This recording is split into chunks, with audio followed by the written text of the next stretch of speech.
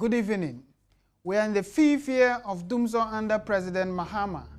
When we were coming on set, some parts of Accra did not have light.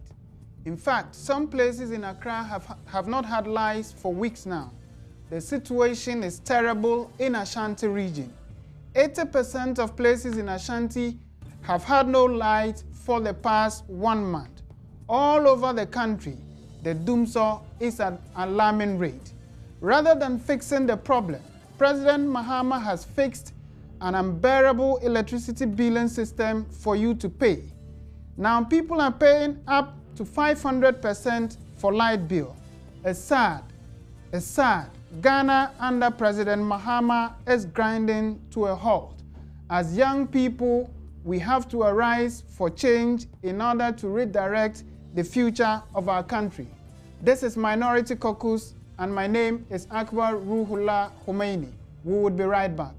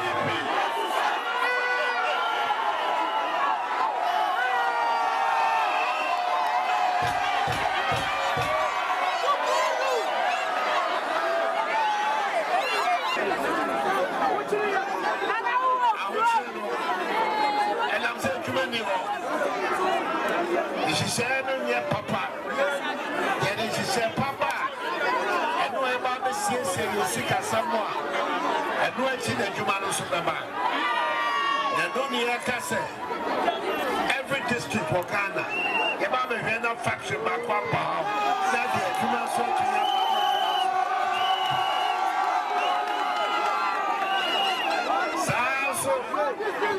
And a Tiano and Casio and Kuma, the teacher and only for Kuma. I don't see about the Shannon man. Cote d'Ivoire, #1 producer of cashew in the world. And then Ghana, you need to be Accra. Yes, I honor abandoned in a whole day about the time. About the time for the chief. Sana Miss Mibaba, Wakana, I'm a performance saying now one day that you be a cashew. And then now, so the culture Ghana for. Send me my politics, most of me, Bobby, we are Ghana for you for Sika Bobby, send me go to pool.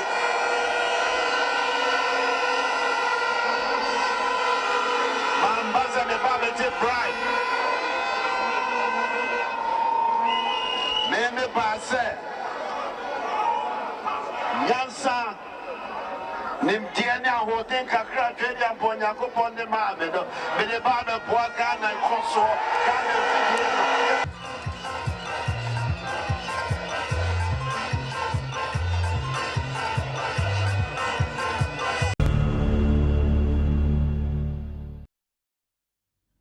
Welcome back. Those were footages from the tour by Nana Akufo-Addo in the Brong-Ahafo region. He's currently in the Ashanti region and he's been joined by President Kufuor on the Ashanti regional tour. The wind of change is blowing across the country, and it is necessary that young people rally behind the NPP ticket in order to change the course of our country in November. Tonight, we'll be discussing the Youth and Election 2016, and I've been joined by two distinguished young people in the New Patriotic Party. On my far right is the Deputy National Youth Organizer of the New Patriotic Party, Salam Mustafa, and on my immediate left is a young, beautiful activist of the New Patriotic Party, Mercy Asomani. Welcome to the show. Yeah, thank you very much. Salam, you have been on record as Deputy National Youth Organizer to call on young people of this country to support the NPP ticket, contending that the election is not about Akufo-Addo and is not about the NPP, but rather about the young people of this country. What is it that young people are going through in the last 8 years that you believe strongly that they must support the NPP ticket in November? Thank you very much, Akbar. I understand that this show has a very huge viewership. Absolutely. And therefore, let me send very warm greetings to all the viewers of this program. Very much so. We have been in the course and the struggle to see the fortunes of Ghana turn around. And heralded on that is the clamoring for change. And effectively doing so is getting young people involved. Why so? We form majority of the population of Ghana. And like it is always said all around the world, young people are the future leaders. Therefore, to put the future of Ghanaians into perspective, then the young people must be very, very and carefully looked at to ensure that their future is well protected and one that can support the growth development of young people in this country. So we in the youth wing have been going around this country in the gallows, hinterlands, towns, villages, wherever we can get people to talk to support the cause for change. We want people to arise and support the cause for change. We are not just doing so because we want someone to be president. We are not doing so because we want just the party to be in power. We are doing so with the rightfulness of purpose, which is to see that our future is back on track now that it's been thrown in the quagmire that we are all wallowing in disarray. We don't know exactly where we are headed to as a nation, let alone what future it holds for young people. So that is the basis for clamoring for change as a youth wing and even a young person living in this country. Akbar, it is very distasteful. It is frightening when you go around the country and you see how despondent young people are, and gradually this country grinding to a halt because we have a very bad government in place in this country. For 5 years and running, there's net freeze unemployment in this country, right from 2011 till date. Freeze on net employment. Mind you, in this country, government is the biggest employer. Therefore, if it places freeze on employment, virtually what it has told people is that go home and sleep. We churn about 100,000 people, graduates from our tertiary institutions a year. For the 5 years, we have churned over 500,000 people with no jobs. They're all sitting home. And I'm sure now parents even ask themselves whether it is worthwhile investing in the education of your child. Because after you have spent so much to educate your child, you come back home and you'll be looking at each other's face probably every morning and every Some evening. parents do not even have it to spend. They would have to go the extra mile. Extra mile to sell property, borrow. I know a lot of parents who are emasculated by loans that they have taken to, educate their children. And the sad reality that they have come to be confronted with is that they don't have jobs and they cannot even find something meaningful to do, to take care of their parents and so on and so forth. And it's not as if the young people of this country are lazy. I know people who have written not less than 200 application letters and CVs and distributed across, companies, and not even a single phone call to come for interview. Sad reality. And this doomsaw has come to even paralyze the system the more. Because the few, medium and small scale industries that were doing well and probably would recruit are not doing well. They can't, match up to the excruciating, utility bills, let alone make profits and want to hire people. So exactly what future are we, creating for young people in this country is one of sheer, despondency.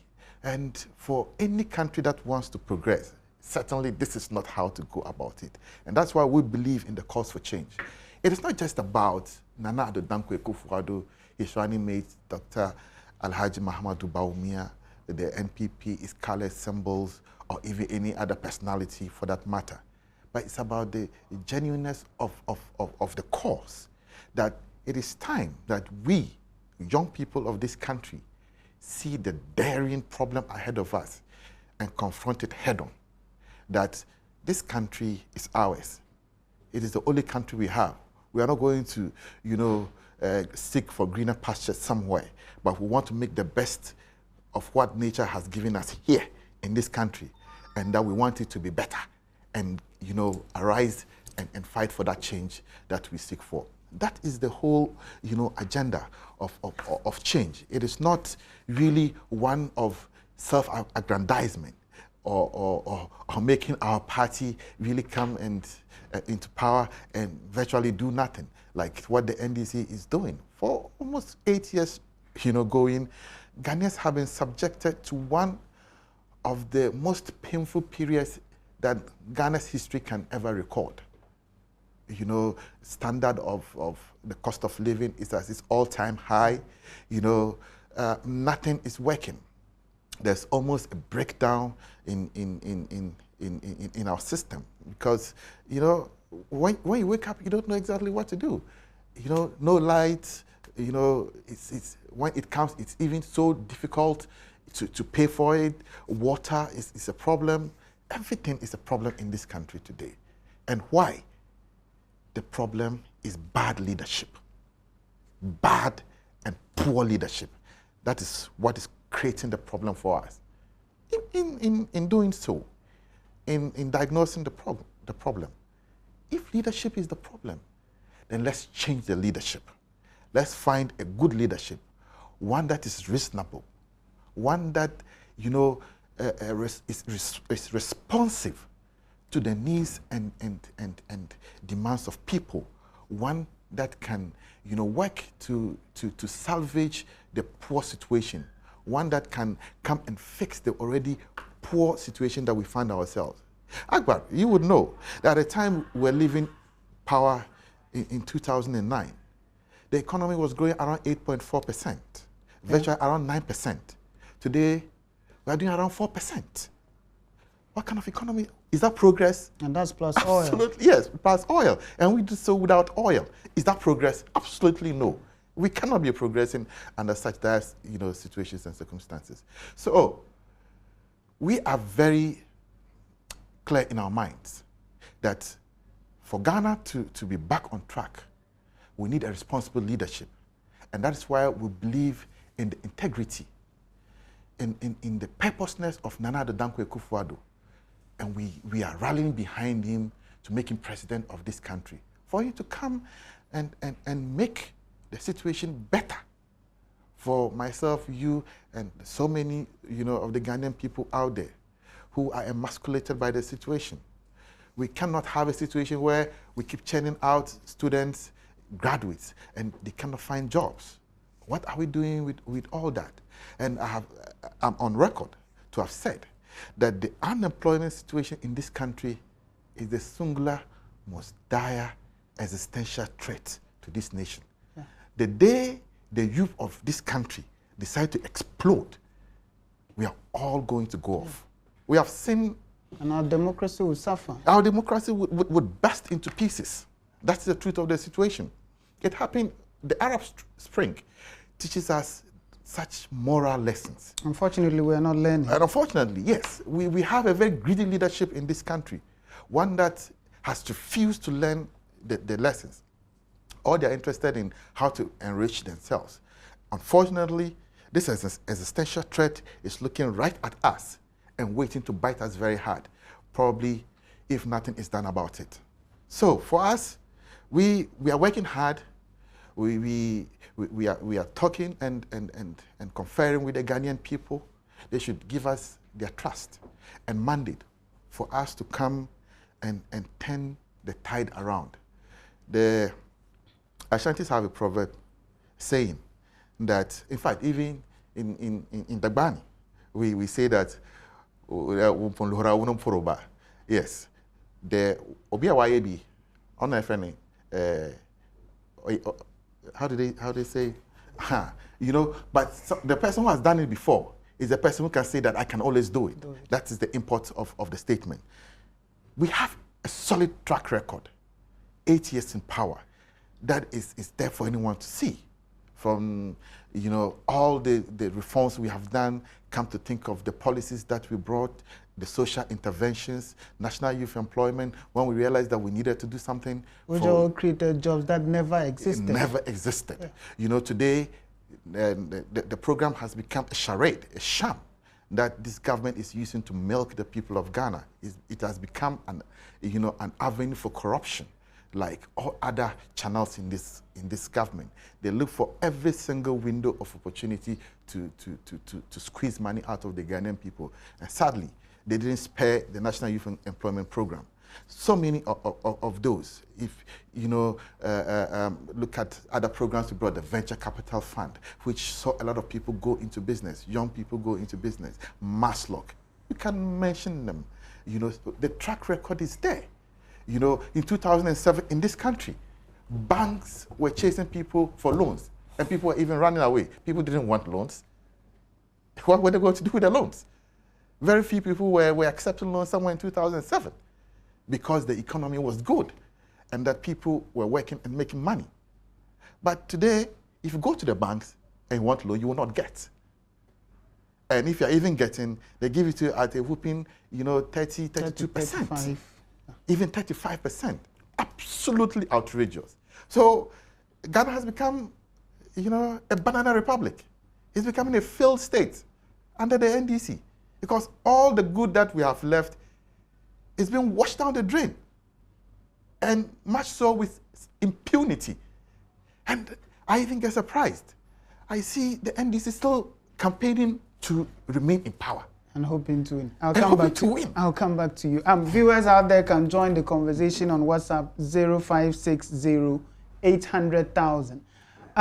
Mercy, I see growing interest among young ladies in who becomes the next president. In previous elections, it appeared young ladies were uninterested in who becomes president. So today we find loyal ladies within the NPP, we find professional ladies putting themselves together and urging their colleagues to support the NPP ticket in November. What triggered this sudden interest among young ladies in our country to rally behind the NPP ticket? Thank you, Akbar. I would like to wish your viewers my warmest greetings, and also to the President-in-Waiting, Nana Akufo-Addo. Adodankwa Akufo-Addo, sorry. It's true, over the years, ladies have shown less passion for politics, but it's gotten to the height and peak where we also have to join in. We always say women are the bedrock of every civilization or nation, and we can't sit down and fold our arms while everything the previous government led by Kufuor washed down the drain. I would like to quote this from one great man, Ludwig. He said, "There's no more dangerous civilization than a government filled with corrupt, incompetent environment." And that's what we can compare the NDC government led by John Dramani Mahama to. Everything in this country seems to be going wayward, and I think our situation can be likened to that boy who sat on a bicycle in the president's own book, My First Coup d'etat, who rode down confusingly, knowing not where he's heading to. We are going down the drains. And we women also have to rise up and speak and stand for our country. Dr. Kwame Nkrumah once said, I will leave the rest of the quote for the incompetent government to continue. He said, change, if long delayed. I think it has been long delayed. It's long overdue. the youth of Ghana is suffering. Recently, the World Bank had this report called The Landscape of Jobs in Ghana. And in that report, it was 48% of Ghanaian youth between the ages 15 to 24 are unemployed. 48%. And that was a conservative estimate. Yes. Yeah. 48%. Because even if our president now says he's a youth, and probably he's around 50, and we have to compare those from 24 to his age, then the percentage would rise. We all know the wind of change is blowing, and it's blowing like a whirlwind. It can't be stopped, because this time we would no more sit down and allow some corrupt, selfish leaders to reign our country. People always say the youth are leaders of tomorrow. No, we are the leaders of today, because we shape our tomorrow today. If our tomorrow will be better, it depends on whatever input we make today. It's time for all of us to arise, be it women or men, as Ghanaian youth.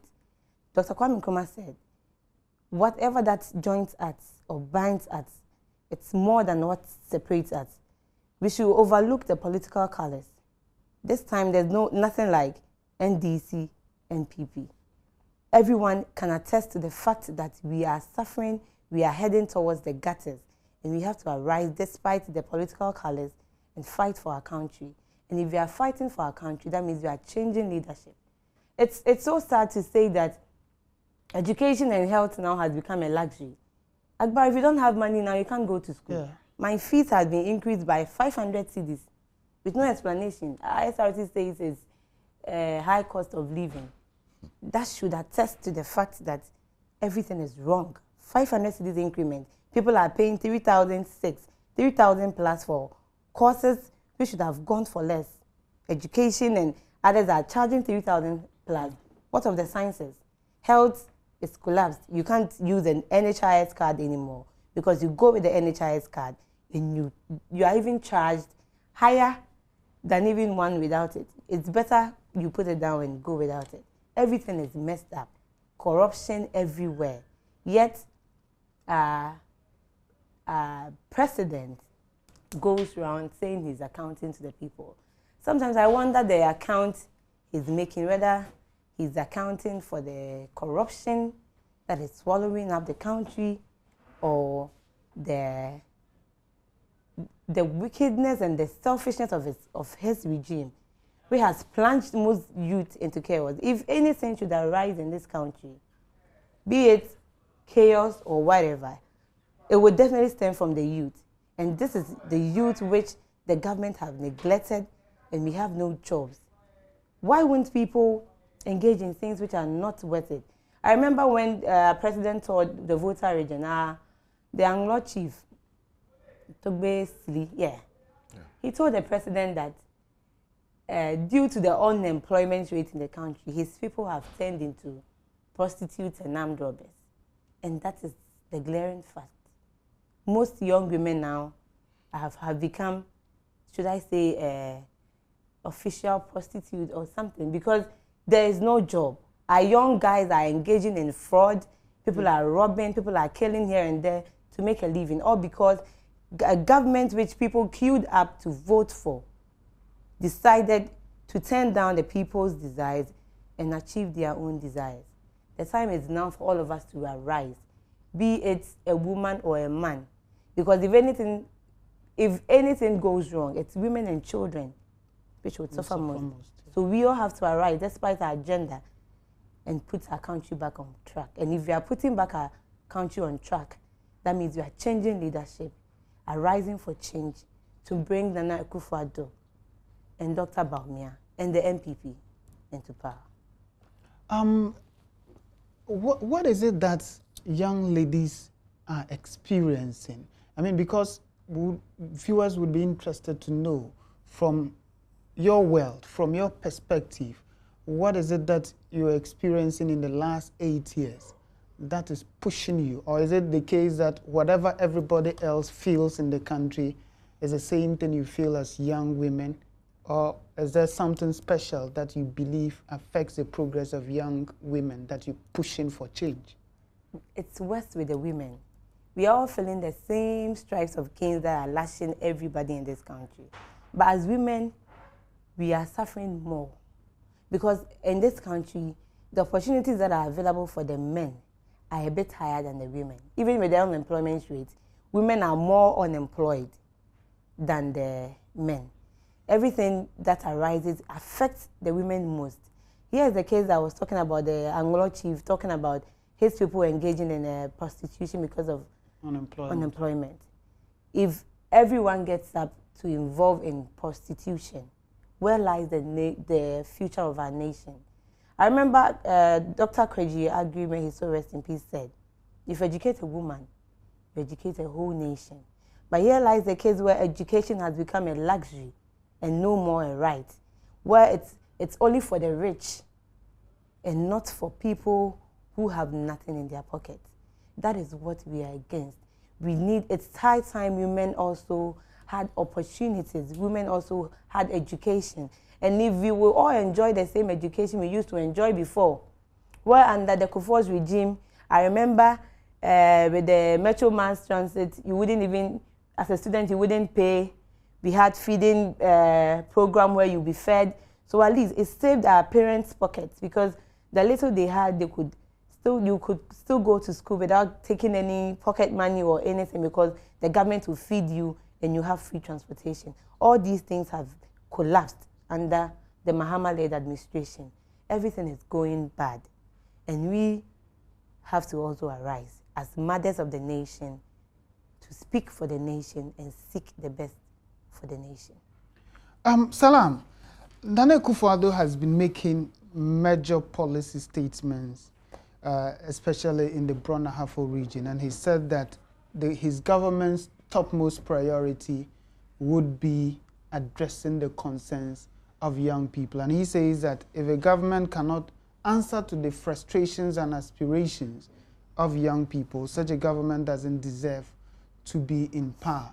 And many people were saying that we're only sweet-talking young people to win their votes, and that we will not be able to deliver on the promises that we're making to young people. How are you going to convince young people that indeed the NPP has the capacity, given the opportunity in November, to be able to answer to their aspirations?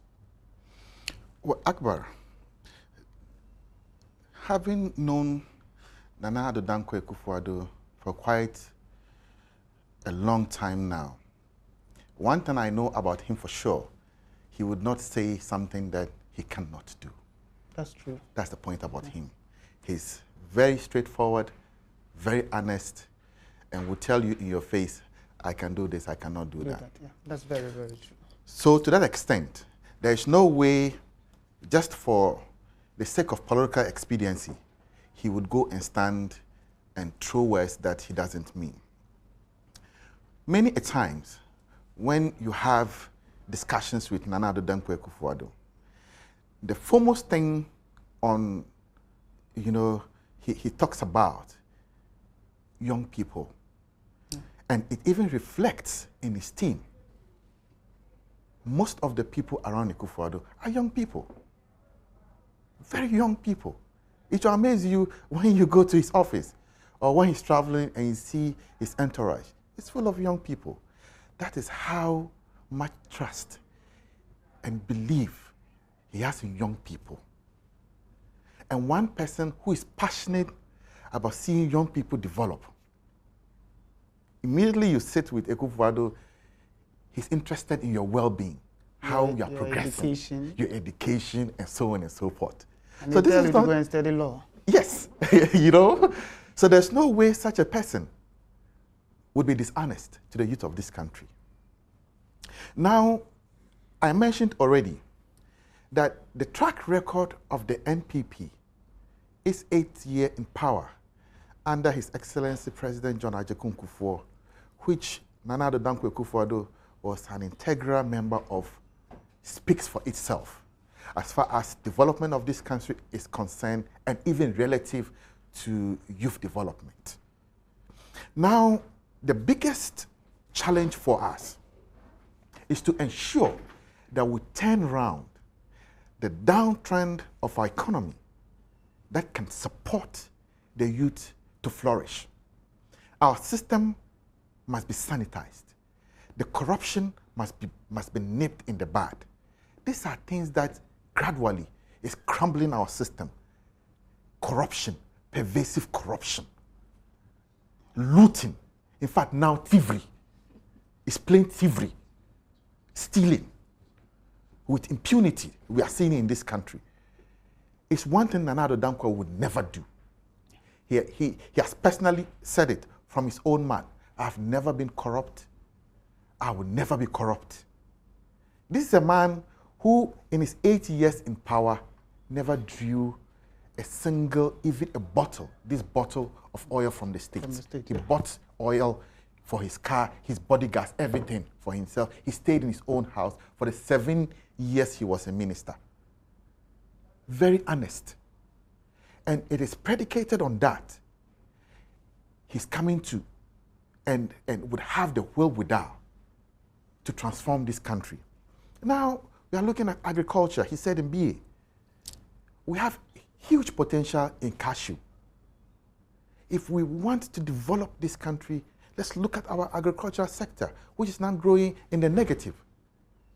And I've seen rather very ugly, the NDC churning out some fictitious figures that the economy grew up some 1.7% last year in 2015. That is a pure lie.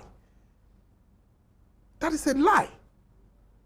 And they have been lying to the people of Ghana ever since they came into power till this moment. They still want to lie their way out of it. Agriculture is growing in the negative. They are not just incompetent. They are worse than incompetent. If there's a word beyond incompetent, they are, in fact, inept. Just not incompetent, inept. Agriculture grew by 0.4%, negative. How does that turn into 1.7%? And this is how they are, manufacturing figures and throwing it out in this country. They say when you buy a sheep, you announce you bought a cow. Absolutely what Baba Jamal went to do in Bolgatanga. Cow turn, sheep turn into cow. That's what they are doing. If we do not, the people of Ghana, if we do not change these people, this lying and looting brigade, our problems will not end. For young people, and sometimes, look, Akbar, it gets so annoying. You get so angry talking about the NDC.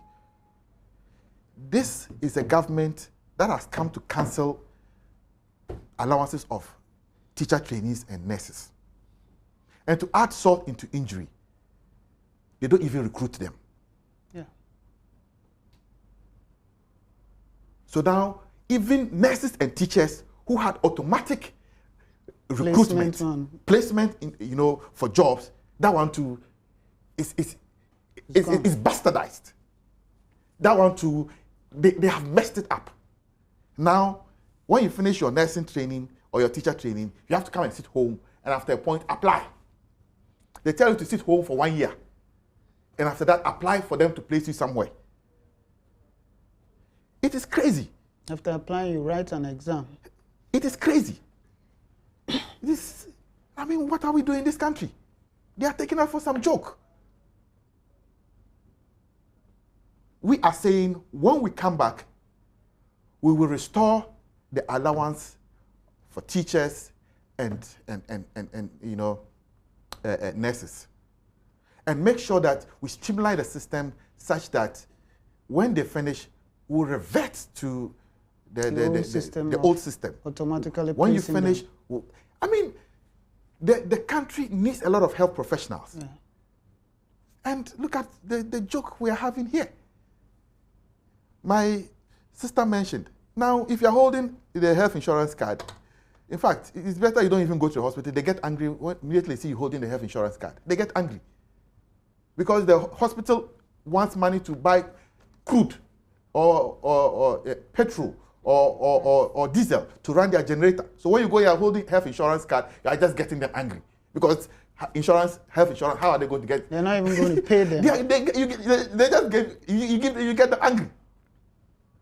You know, so for us, the track record of the MPP, the person of Nana Addo Dankwa Akufo-Addo is enough assurance for the youth of this country. He's a man who's forthright, a man who believes in the youth. He would not disappoint us when we strive, when we work hard to make him president. This is a man I have believed in for years. And till this very moment, I am still in a struggle to see that he becomes president. Why? Because he's a good person. He's a good man. He's one person who can come and turn this country around. He's not selfish. He's not coming to take bribes. He's not coming, you know, to look for money for his pocket. And he's not coming for a Ford. We'll go for a quick commercial break. We'll be back.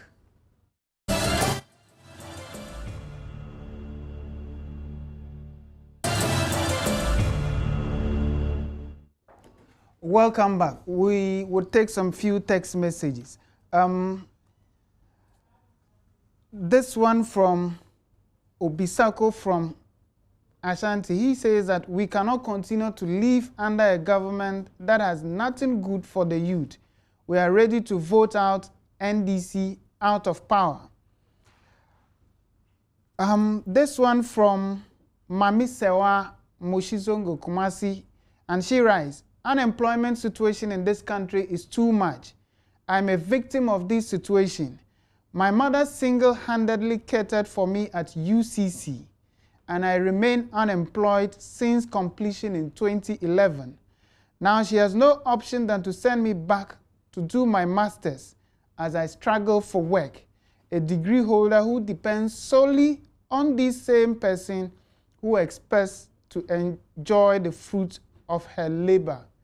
We need change indeed. This is very, very touching. I mean, somebody raised by a single mother invested all her little resources to ensure that her daughter is educated to the highest level. She completed in 2011, and she had no job to do. And the mother is so frustrated. She herself is so frustrated. I'm really, really touched by this testimony from Mami Sewa in Kumasi. It looks like we have entered the realm of hopelessness. Absolutely. And young people now have their hopes dangerously hanging in the sky. What is it that you would expect the next NPP government? I mean, because they say that majority of women are into small-scale businesses, and over the last 8 years, the situation in our country has pushed most of them out of business. Akbar, I'm even short of words, because our sister has been jobless for 5 years. Yeah. Whereas her mother, probably a petty trader, Yeah. took her through school, paid that much fees, and she's rather home depending on her mother again. I was checking the dependency ratio, and I think it's around 65.6%. That shows Absolutely high. the level of incompetence of the Mahama-led administration, 65.6%. I think it's even higher. Probably I'm even wrong. But they keep telling us they are creating jobs. But they Where are they? Where are the jobs? Where are they? I wonder where those jobs are.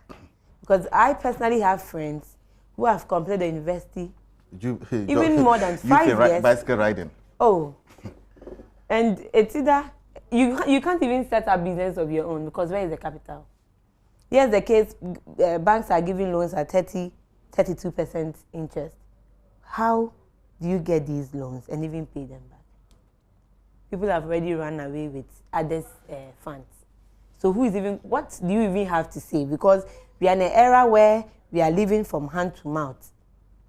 You have little to even fend for yourself to talk about saving. And I would wish her, I don't even know what to say. And on top of that, she's expected to pay for utility bills. Oh. Exorbitant utility bills. She will. That is for sure. And the Mohammed's government, everything is for sure. Whatever he says, he does. And wishes, when he says he will increase it and we will keep on paying. Now it's no more doom, so it's warabe doom. Because even with the doom, so at least you know when it goes off, the electricity bill will be a bit lower. But this one is warabe doom, same boat meters. You have to run and turn off your meters so that at least you pay little. And some home for more than 5 years, a graduate. Why wouldn't people join the queue of prostitution and now a new association called Unemployed Graduate Association? How? When youth, people have queued up to vote. I would urge her to sustain her thumb and herself. Come November 7th, if only the election will surely come on November 7th. She should just join the queue. She should vote for hope. She should vote for a humble leader. She should vote for a truthful man who goes by his words. It's not as if this is the first time MPP will be coming into power, because I know we will come into power come January 7th. Under the Kufuor-led administration, we did marvelously well. The National Youth Employment Program, which has now become JIDA, which I know it's not Ye. Is what is now Ye. Ye. Oh, so now from JIDA to Ye, so they are spending. It's pitiful. We just hope that come November 7th, Ghanaians, especially the youth, who constitute the majority of Ghana's population, will speak. And when we are speaking for hope. We are speaking for humility. We are speaking for a future where Ghanaian youth will no longer look up to a gloomy future where you know not where our next step is. We are praying that come November 7th, we all join the queue and vote Nana Addo Dankwa Akufo-Addo, with his running mate, Dr. Bawumia, and the MPP into power to save us from this colonialization. This one, we have gone back to that era. And probably Nana now is that Dr. Kwame Nkrumah who is coming to save us. And come January 7th, I know we would stand at the Black Star Square and we would sing the independence song, because then we would have been saved from the independence.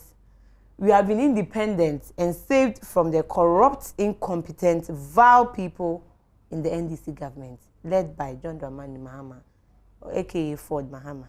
Salam. Myself and you are from the northern region.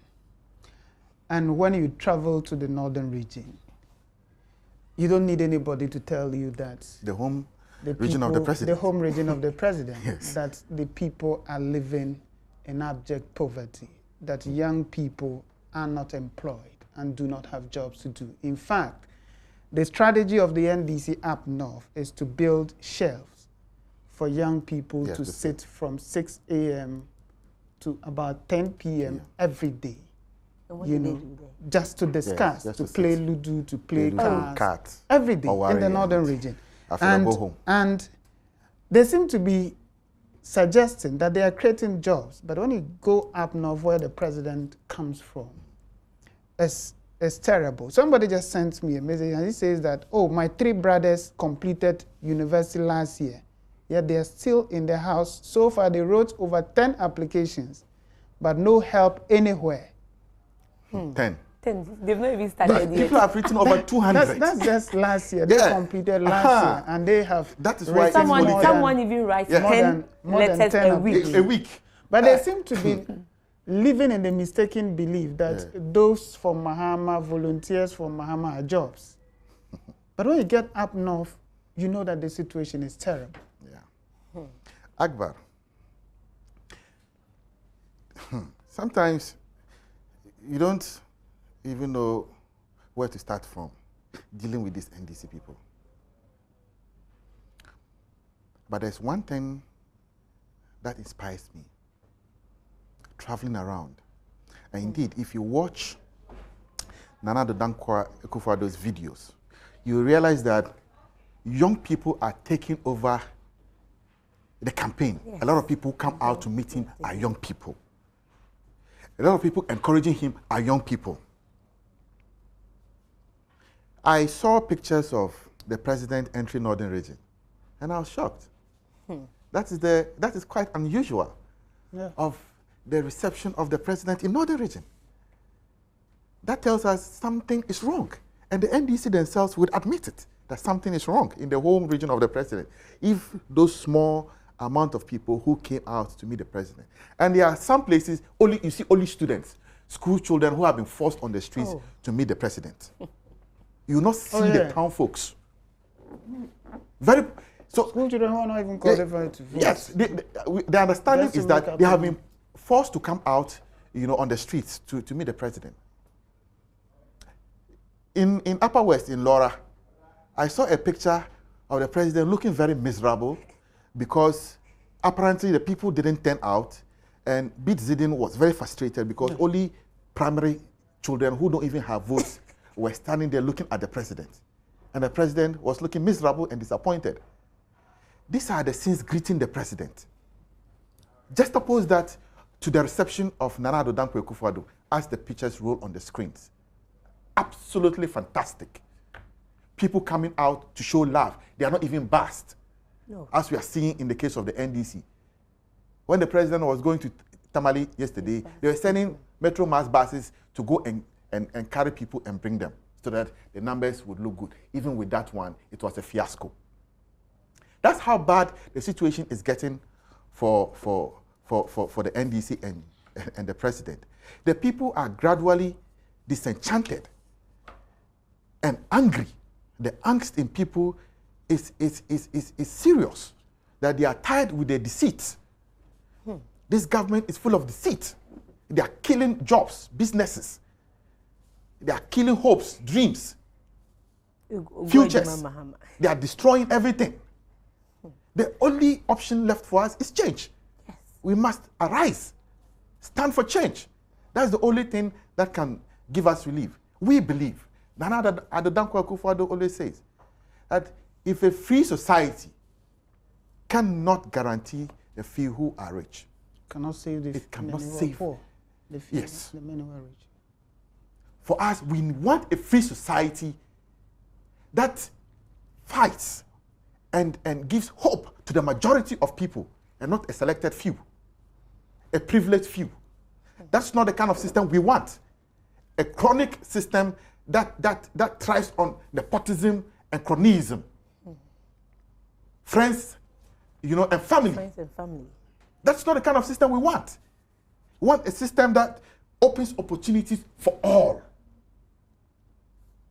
For all, regardless of your religion, your tribe, creed, and wherever you're coming from, color. even your political color. That's the kind of system we We're want. running out of time. Yes. Can you wrap it out? Voting has consequences. Yes. Voting has consequences. If you go and cast a wrong ballot, you suffer for 4 years. Say it in Dagbani. Voting. The Maya Lama. I'm voted them be. The Mushiba, 4 years. You might nahi wahalakati yenji. The wahalakati Germa. The misum. Katinyar zoncha, your pumpo shatinyarwa. Misum. There's a temple bank vote sham. Can your government to song the enshanti to wahala kubalge? Vikatian palendira, kama vishan tinjir pumpoma. Kaisi kakalare apaketne kaniala I yim chantu soy. Ama ara pumpa unsora. Ama pumpa karmala tiza pagbar. So come level barmanga. But let me finish on this note. Regardless of the shenanigans of the EC and its chair, working very hard for the NDC, we will beat them. If they want, they should go to Mars, Jupiter, Pluto, wherever they want to go, and bring aliens and put them on the register. We will still beat them. We would still beat them. Let me take this last message from Mustafa. And he said, I have sent 250 applications and had only one call for interview since 2013.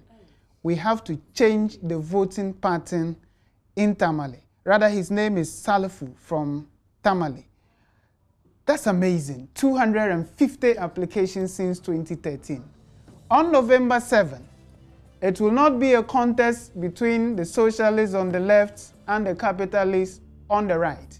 Rather, it will be a contest between hope and hopelessness, a corrupt and incorruptible leader, a visionary and a visionless leader, The choice is for us to make, and we believe that as young people, we will rally behind Nana Addo Dankwa Akufo-Addo to rescue our country and bring in transformation which will redistribute the wealth of our country. See you next week for yet another interesting edition of Minority Caucus. Good night.